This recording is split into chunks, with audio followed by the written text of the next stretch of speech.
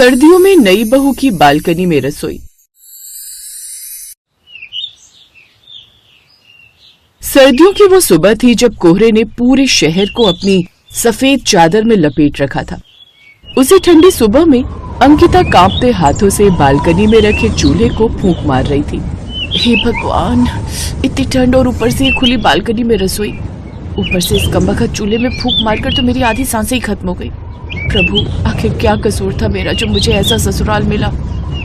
अंकिता शर्मा परिवार की नई बहू। शादी को अभी सिर्फ 15 दिन हुए थे, लेकिन इन कुछ दिनों में ही उसे अपने मायके की काफी याद सताने लगी थी। दरअसल उसकी सास को चूल्हे पर बनी हुई रोटियां पसंद थी, लेकिन चूल्हा उन्होंने बालकनी में बनाया हुआ था ताकि घर के अंदर धुआं ना हो। कुछ देर बाद उसकी सास शारदा देवी, जो कमरे में रजाई में लिपटी हुई थी, उसे आवाज देते हुए कहती हैं, अरे बहू, चाय अभी तक नहीं बनी क्या तेरी? मैं कब से चाय की बाट में बैठी हुई हूँ। जी माँ जी, बस बनी रही है। एक तो यार ठंड के मारे हालत खराब हो रही है, ऊपर से इन्हें सुबह सुबह की चाय की पड़ी है। अंकिता की बालकनी में सामने की तरफ ही खेत थे, जिसके कारण सीधी ठंडी हवा उसके सामने आती थी। उसके हाथ ठंड से नीले पड़ चुके थे, फिर भी उसने चाय का पतीला संभाला। वहीं उस बालकनी से अटैच्ड कमरे में उसकी ननद पूजा हीटर के सामने बैठ भाभी, बालकनी वाली रसोई तो आपको खूब रास आ गई होगी ना? ठंडी हवा में खाना बनाने का मजा ही अलग है ना? वैसे आपको तो अपने मायके में इसकी आदत होगी नहीं, लेकिन डोंट वरी, धीरे धीरे यहाँ इसकी आदत हो जाएगी। फिर अंकिता मुंह बनाते हुए कहती है, हाँ वहाँ तो आदत नहीं थी, लेकिन यहाँ पड़ जाएगी। तभी कमरे से सास बोली, हाँ तो क्या हो गया, वहाँ नहीं थी तो यहाँ हो जाएगी। वैसे भी बस सर्दियों में थोड़ी ठंडी हवा आती है, लेकिन गर्मियों में तो बालकनी में खाना बनाने में हर्ज ही क्या है। हाँ, और बरसात में भी बारिश देखते हुए खाना बनाना पड़ता है, तभी तो कितना मजा आता है ना। हाँ, बस थोड़ा बहुत बारिश का पानी अंदर आता है और कुछ नहीं, जिसमें खाना बनाते बनाते आप कई बार नहा भी सकते हो। ये सुनकर अंकिता के होश उड़ जाते हैं। इसका मतलब सर्दियों में ही नहीं बल्कि बरसात में भी हालत खराब होती है इस खुली बालकनी में। किस्मत ही खराब है मेरी। मायके में किचन में जाना पसंद नहीं करती थी और ज्यादातर बालकनी में बैठी रहती थी, इसलिए ऊपर वाले ने अब बालकनी को ही किचन में ला दिया। जैसे तैसे कुड़कुड़ाते हुए अंकिता सबको चाय देती है। इधर घर के अंदर सब लोग रजाइयों में दुबके थे और बाहर नई बहू अकेली सबके लिए खाना बनाने की तैयारी में लग जाती है। बहू, आलू के पराठे के साथ ना धनिये पुदीने की चटनी भी बना लेना। बिल्कुल सही कहा तुमने भाग्यवान। आलू के पराठे हो और धनिये पुदीने की चटनी ना हो, ऐसा तो हो ही नहीं सकता। बहुत चटनी थोड़ी तीखी बनाना, तभी मजा आता है। मेरा बस चले तो सारी की सारी लाल मिर्ची उड़ेल दो। अंकिता सबके लिए आलू के पराठे और साथ में हरी चटनी और चाय भी बनाती है। जहाँ उसे चूल्हे के पास एक तरफ से गर्माहट महसूस हो रही थी, वहीं दूसरी तरफ जब जब ठंडी हवा चल रही थी तो उसकी हालत भी खराब हो रही थी। अंकिता की शादी को अभी कुछ दिन ही हुए थे, लेकिन इन दिनों में ही वो पूरी तरह से थक गई थी उस खाली बालकनी में खाना बनाते बनाते। एक दिन, हे भगवान, आज तो कितना कोहरा है। यहाँ तो ठीक से कुछ दिखाई भी नहीं दे रहा। ऐसा लग रहा है जैसे मैं बादलों के बीच बैठकर खाना पकाऊंगी। मुझे तो ठीक से चूल्हा भी नहीं नजर आ रहा। ऐसा करती हूँ, थोड़ी देर सो जाती हूँ, फिर उठकर बनाऊंगी। ऐसा कहकर वो वापस कमरे में सोने चली जाती है, लेकिन इस बार उसकी आंख थोड़ी देर तक लग जाती है और वो सो जाती है। अरे, अभी तक तेरी आंख नहीं खुली, कितनी देर से सोई पड़ी है? कब आंख खुलेगी तेरी? अब उठ भी जा, सुमित को ऑफिस भी जाना है। सास की आवाज सुनकर अंकिता की आंख खुली और जल्दी से वो बालकनी की तरफ भागी। हे भगवान, मेरी आंख कैसे लग गई, मुझे तो पता ही नहीं चला। लेकिन शुक्र है अब कोहरा थम गया है। अब भले ही धुंध रुक गई थी, लेकिन वहां ठंड तो अभी भी थी। मुझे तो लगता है एक दिन में खाना बनाते बनाते इतनी ठंड में यही न जम जाऊं। वो फिर से खाना बनाने की तैयारी में लग जाती है। कुछ देर बाद अंकिता का पति सुमित ऑफिस जाने की तैयारी कर रहा था। तभी अंकिता उसके पास जाकर उससे कहती है, अमित, इतनी ठंड है, क्या रसोई अंदर नहीं हो सकती? अंकिता, माँ का फैसला है, थोड़ा समय दे दो, सब ठीक हो जाएगा। वो अपने आप रसोई बनवा देंगी। तब तक तुम ऐसे ही काम चलाओ, माँ को बस चूल्हे का ही खाना अब आता है। अच्छा ठीक है जी, आप कहते हैं तो कुछ दिन की बात है, मैं झेल लूंगी। सुनिए, ठंड ज्यादा है और ओस भी है, तो जरा संभल कर जाना। हाँ ठीक है। सुमित फैक्ट्री पर जाने के लिए निकल गया और अंकिता घर के बाकी कामकाज में लग गई। दरअसल अंकिता की सास ने जानबूझकर ही रसोई बालकनी में बनवाई थी, क्योंकि उसे चूल्हे का खाना खाना ही पसंद था। वो चूल्हे पर पका हुआ खाना ही खाती थी, जिस कारण उसने अपनी नई बहू से भी बालकनी में खाना बनवाया। एक रोज ठंड बहुत ज्यादा थी, अंकिता के हाथ सुन्न हो चुके थे। सब्जी काटते हुए चाकू उसके हाथ से फिसल गया और अब उसकी उंगली से खून बहने लगा। आ, मेरी उंगली! अरे ध्यान से काम किया करो भाभी, खून खराबा मत फैलाओ। हाँ बहू, अब बहाना मत लगा देना कि मुझसे घर का काम नहीं होता। ये सब छोटी मोटी चोट तो लगती ही रहती है। ये सब देखकर अब उसको अपनी माँ की याद आ गई, जब एक बार रोटी बनाते वक्त जरा सा उसका हाथ गरम तवे पर क्या लग गया और वो जल गया था। अरे ये क्या बेटी, आराम से देख तो कैसे जल गया। माँ जरा सी तो चोट है। इसे तू जरा सी कहती है, रहने दे अब तू। किचन में कुछ दिन काम मत करना, वैसे भी आजकल बहुत ठंड है। जब सर्दियां खत्म हो जाएंगी तब आकर तू काम करना। ओह माँ, तुम कितनी अच्छी हो, मुझे कितना प्यार करती हो। वो सब सोचते हुए अंकिता की आंखों में आंसू आ गए। तभी पड़ोस वाली बालकनी के पास वाली छत से पड़ोसन लता आंटी ने देखा। अरे बहू, इतनी ठंड में बाहर खाना अंदर क्यों नहीं बना लेती? बस घर का नियम है आंटी जी, यूं समझिए। ये बात सुनकर वो चुप हो गई और अंदर चली गई। इधर 2 दिन बाद ओस में खुली बालकनी में खाना बनाने के कारण अंकिता को लगातार बुखार आ जाता है और वो ठंड से कांपने लगती है। सुमित जल्दी से डॉक्टर को फोन करता है। इन्हें ठंड से दूर रखना होगा, निमोनिया का खतरा है। अगर ये थोड़े दिन और ठंड में रहती तो इनकी जान भी जा सकती थी। ये सुनकर सभी घर वाले चुप हो गए और फिर सास ने मन ही मन सोचा, लगता है मैंने नई बहू के साथ ज्यादा ही सख्ती कर दी। तभी पड़ोस की लता आंटी भी वहां आ गई। बहन जी, नई बहू आई है, घर में कोई काम वाली नहीं जो इतनी ठंड में बालकनी में रसोई बनवा रहे हो। ये तो साफ साफ अन्याय है। और जब आप खाना बनाती थी तब तो कभी सर्दियों में बालकनी में खाना नहीं बनाया। तब तो आप रसोई में अंदर खाना बनाती थी, लेकिन नई बहू आई तो उससे ठंड में भी बालकनी में भी खाना बनवा दिया। तू तो सच में बड़ी निर्दयी सास है। जब मैं नई बहू थी मेरे साथ भी यही हुआ था। मैं भूल गई कि दर्द क्या होता है, लेकिन अब आगे से ऐसा नहीं होगा। मैं अपनी बहू पर अब और ज्यादा जुल्म नहीं होने दूंगी। फिर उसी दिन से शारदा ने रसोई अंदर शिफ्ट कर दी, साथ ही उसमें हीटर लगाया गया। अब सास और ननद ने मिलकर बहू की देखभाल की।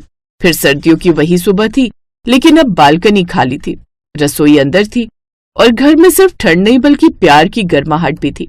सच कहते हैं, नई बहू को परखने की नहीं समझने की जरूरत होती है। थोड़ी सी ममता जिंदगी भर का रिश्ता बना देती है।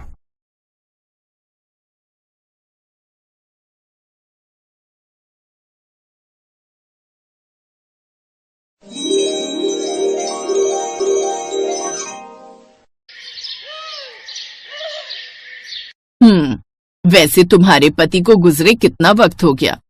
जी बस पिछले महीने ही चले गए हमें छोड़कर। पहले तेज बुखार चढ़ा, फिर अचानक ही सांस उखड़ने लगी और फिर तब उसके सामने खड़ी सुलोचना ने उससे कहा, अच्छा ठीक है, सुनो, रोज सुबह 6 बजे से पहले घर का झाड़ू पोछा हो जाना चाहिए। उसके बाद बाहर बगीचे की देखभाल करनी होगी। और हाँ, घर में बच्चा है तो दिन भर कुछ न कुछ फैलाता ही रहता है, पर वो जितनी बार भी गंदगी करे तुम्हें तुरंत आकर सफाई करनी है, ठीक है ना? जी अच्छा, और मेरी पगार? महीने के 3,000 दूंगी। बस 3,000? मालकिन ये तो... हाँ तो जाने दो, मुझे काम करने वालों की कमी थोड़ी पड़ी है। अभी तुमसे पहले 3 बात करके गई हैं, उनमें से किसी को भी बुला लूंगी। अब नहीं रुकिए, ठीक है मैं 3,000 में ही कर लूंगी। अच्छा वो रहने का कुछ? हाँ, ये आंगन के कोने में जो छप्पर पड़ा है वहां अपने बच्चों के साथ रह सकती हो। पर मालकिन खुले में बस ठंड के दिनों तक अलग एक कमरा मिल जाता तो... नहीं, पूरी हवेली तुम्हारे नाम कर देते, दिक्कत क्या है? देखो भाई, काम करना है तो बताओ, वरना मैं किसी और को... नहीं मालकिन, मैं भी बहुत मजबूर हूँ, मुझे सब मंजूर है। अब मेरे बच्चे 2 दिनों से भूखे हैं, इनके लिए अगर कुछ... ओफो, रुको मैं देखती हूँ, रसोई में कुछ पड़ा होगा तो। ये कहकर सुलोचना वहां से चली गई। फिर कुछ देर बाद उसने अपनी रसोई से कुछ सूखी रोटियां और एक फिर संतोषी और उसके बच्चों को थमा दी और फिर... माँ, खाली रोटी क्यों खिला रही हो? सब्जी भी खिलाओ ना, ये सूखी रोटी खाई नहीं जा रही। अब बेटा, वो सब्जी खराब हो गई है, उसे मत खाओ। आज इन रोटियों से काम चला लो, मैं कल मालकिन से कुछ पैसे लेकर तुम दोनों के लिए ताजी रोटी सब्जी बनाऊंगी। संतोषी का दिल ही जानता था कि अपने बच्चों को दिलासा देते हुए उसे कितना डर लग रहा था। गनीमत रही कि अगले दिन सुलोचना उसे कुछ पैसे एडवांस देने के लिए तैयार हो गई और फिर, देख लो कितना बड़ा दिल है मेरा, 3,000 में से पूरे 1,000 रुपए एडवांस दे रही हूँ, लेकिन याद रहे काम में लापरवाही मंजूर नहीं है मुझे। नहीं मालकिन, काम में आपको कोई शिकायत नहीं मिलेगी। अब अच्छा, मैं वो ये पूछना चाह रही थी कि अपनी रसोई कहाँ बनाऊं मैं? ओहो, तुम्हें ऐसे कौन से 56 भोग बनाने हैं जो रसोई की जरूरत पड़ गई? एक मिट्टी का चूल्हा ही तो बनाना है, वहीं आंगन के कोने में बना लो। और हाँ, जो पकाना खाना हो वहीं उसी कोने में करना, पूरे आंगन पर कब्जा जमाने की जरूरत नहीं है। सुलोचना पैसों से जितनी अमीर थी, उसके अंदर इंसानियत की उतनी ही कमी थी। दूसरी तरफ संतोषी भी मजबूर थी, क्योंकि पति की मौत के बाद वो और उसके दोनों बच्चे बिल्कुल बेसहारा थे। दूसरी तरफ सुलोचना थी, जिसके पति दामोदर का बहुत बड़ा बिजनेस था, जिसे उनका इकलौता बेटा सोमेश बहुत अच्छे से संभाल रहा था। वाह बेटा, कमाल कर दिया तुमने। मुझे तो लगा था कि ये डील हाथ से चली ही जाएगी।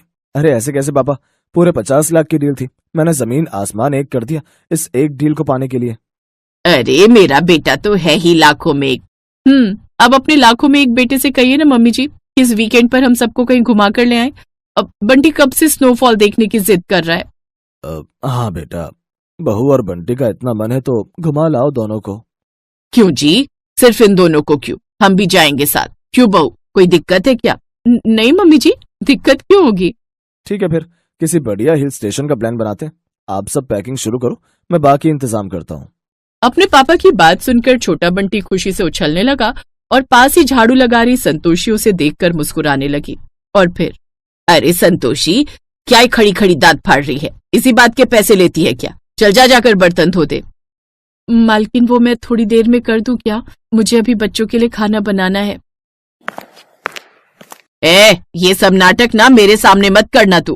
पहले यहाँ के काम निपटा, उसके बाद बनाना अपना खाना वाना। सुलोचना सारा दिन संतोषी से काम ले रही थी, जिसकी वजह से संतोषी को अपने और अपने बच्चों के लिए खाना पकाने का समय ही नहीं मिल पाता था। लेकिन वो माँ थी, हालांकि खुले आंगन में सरसराती हवा के बीच ऐसा करना उसके लिए किसी चुनौती से कम नहीं था। माँ, रहने दो ना, अभी बहुत ठंड है। नहीं बेटा, फिर समय नहीं मिलेगा और तुम दोनों को भूखा रहना पड़ेगा। ऐसा नहीं था कि सुलोचना को संतोषी की इस हालत के बारे में पता नहीं था, लेकिन संतोषी पर तरस आ जाए ऐसी सुलोचना की फितरत नहीं थी। और फिर, हेलो, हाँ सोमेश, जरा जोर से बोल बेटा, तेरी आवाज नहीं आ रही ठीक से। हेलो माँ, मैं बोल रहा हूँ कि आप और पापा दूसरी गाड़ी से पहुंचिए, मैं और सुर भी निकल रहे हैं, बंटी को भी लेते आइएगा। हैं? क्या कहा? हम दूसरी गाड़ी से आए? ठीक है बेटा, हम आते हैं, तुम लोग चलो। नेटवर्क प्रॉब्लम के चलते सुलोचना सोमेश की पूरी बात नहीं सुन पाई।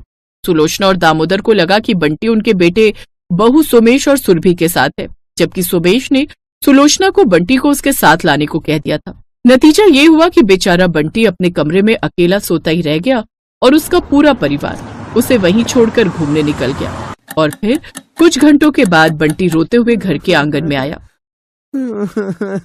मम्मी पापा, कहाँ हो आप? अरे बंटी बाबा, आप यहाँ कैसे? संतोषी के पास ना तो मोबाइल था और ना ही कोई और तरीका जिससे वो सुलोचना या उसके परिवार में किसी से भी कांटेक्ट कर पाती। दूसरी तरफ हिल स्टेशन पहुंचने के बाद सुलोचना के परिवार में तो भूचाल ही आ गया। मॉम, मैंने फोन पर साफ साफ बोला था आपको बंटी को साथ लेके आना, फिर आप उसे घर में अकेला कैसे छोड़ सकती हैं? बेटा, ये गुस्सा करने का समय नहीं है, तुम जल्दी चौकीदार गगन को फोन करो, वो घर के अंदर जाकर देखेगा।